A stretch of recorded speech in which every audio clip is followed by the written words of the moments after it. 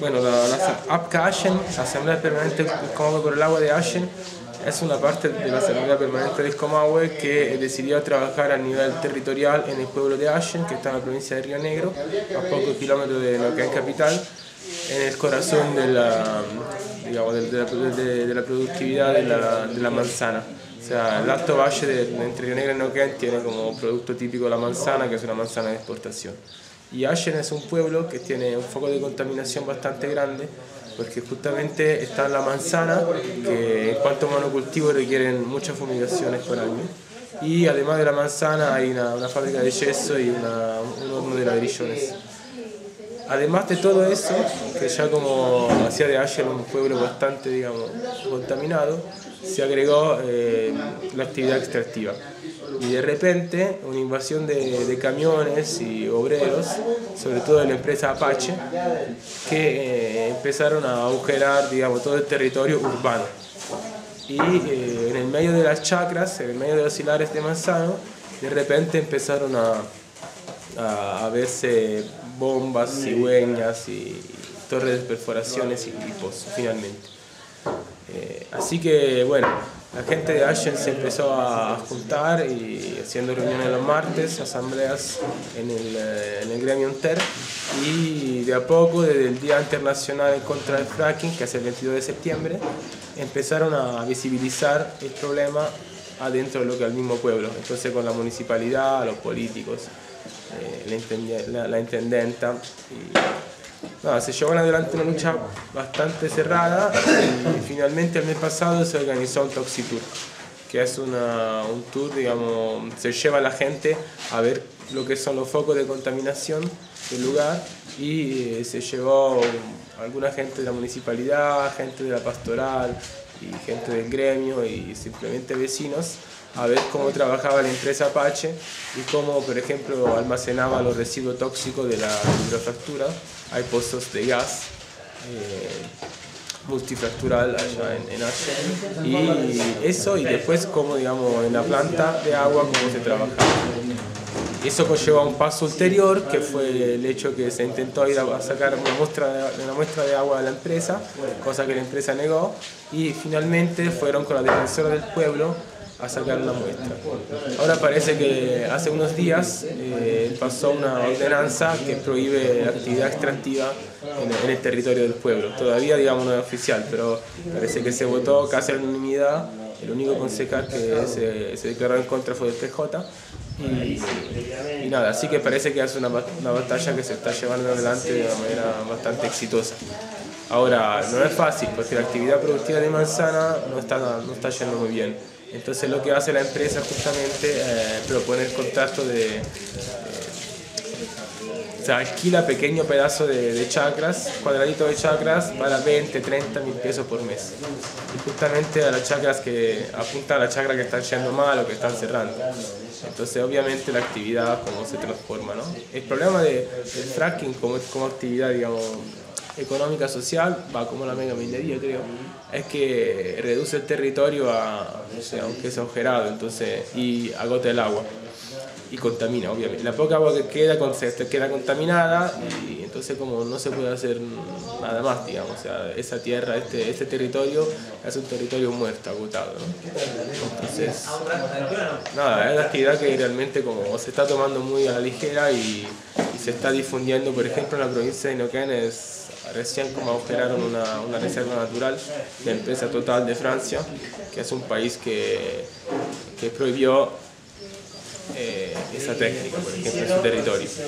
Así que vemos también como hay un doble discurso con respecto a lo que es el pensamiento, la práctica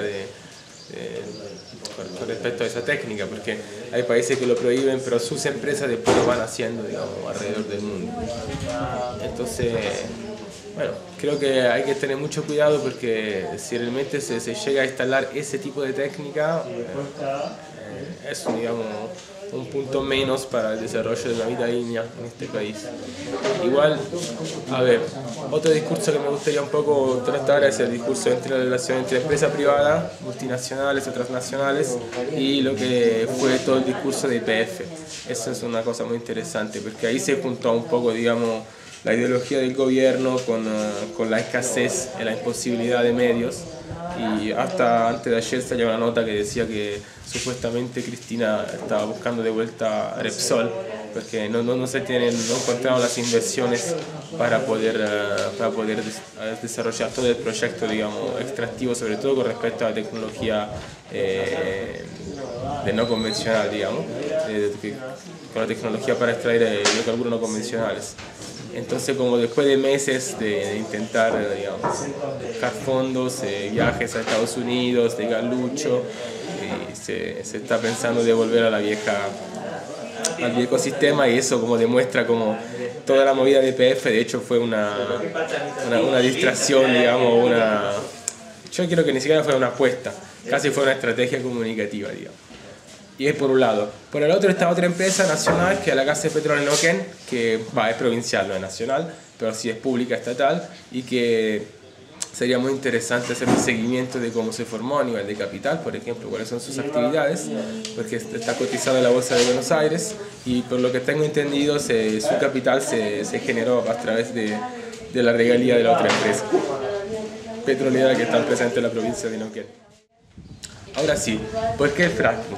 El fracking llega en un momento en el cual se tocó el pico del petróleo, tanto a nivel mundial, que es una cosa que ya pasó creo, en el 79, como a nivel de país, que pasó en el 2006.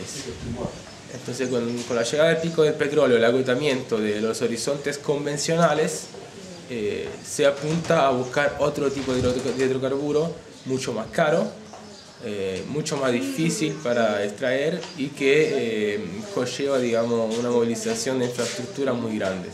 En este sentido tenemos el ejemplo de Estados Unidos, que se transformó en los 90 de país que importaba gas a país que exportaba gas, y que tiene ya toda una experiencia y la negatividad también de esta experiencia, que lo ha llevado muchos estados a prohibirlo o a suspenderlo.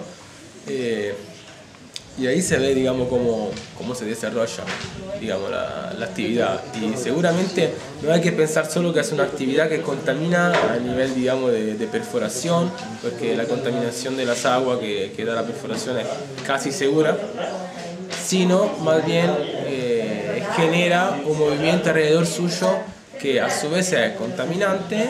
¿Por qué? Porque, por ejemplo, toda el agua que hay que mover con camiones, el agua que tiene residuos químicos, son toda probable bomba que van como circulando en las ciudades. Y lo que pasa en Neuquén y Río Negro es ejemplar, porque hay una sola planta de tratamiento de residuos líquidos, y de Ashen, por ejemplo, viajan todo el tiempo a Plaza Huíncoles, son más de 100 kilómetros, entonces tenemos como una cantidad importante de camiones con residuos tóxicos dando vueltas. Y obviamente la creación de infraestructuras que requiere ese tipo de emprendimiento, porque los camiones tienen que viajar en rutas, hay que trasladar los pozos, las torres, los materiales.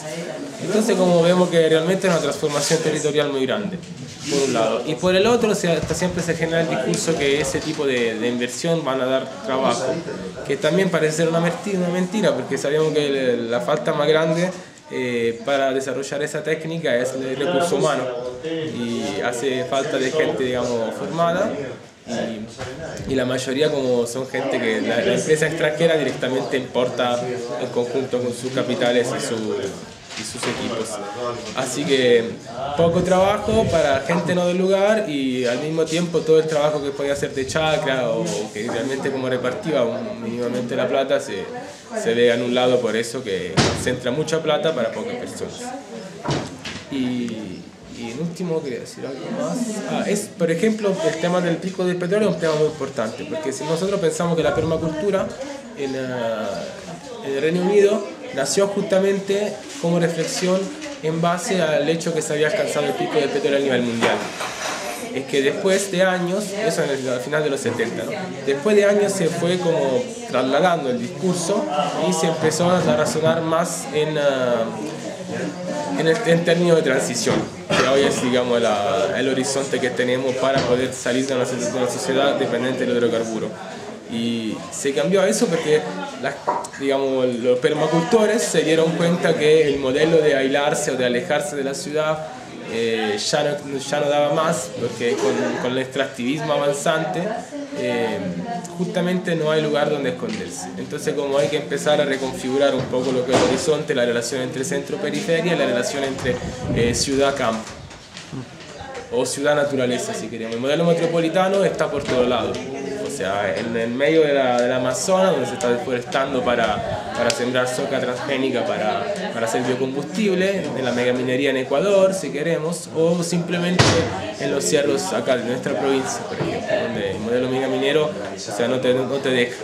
Entonces tenemos que repensar realmente globalmente esta diversidad, ya no es más una diversidad entre vida en la naturaleza o vida no urbana y vida urbana. Hoy en día toda vida es urbana, porque toda vida apunta a abastecer la metrópolis, que no de casualidad son los lugares, o los no lugares, como diría Marc Aurèle, donde la gente se está amontonando cada vez más.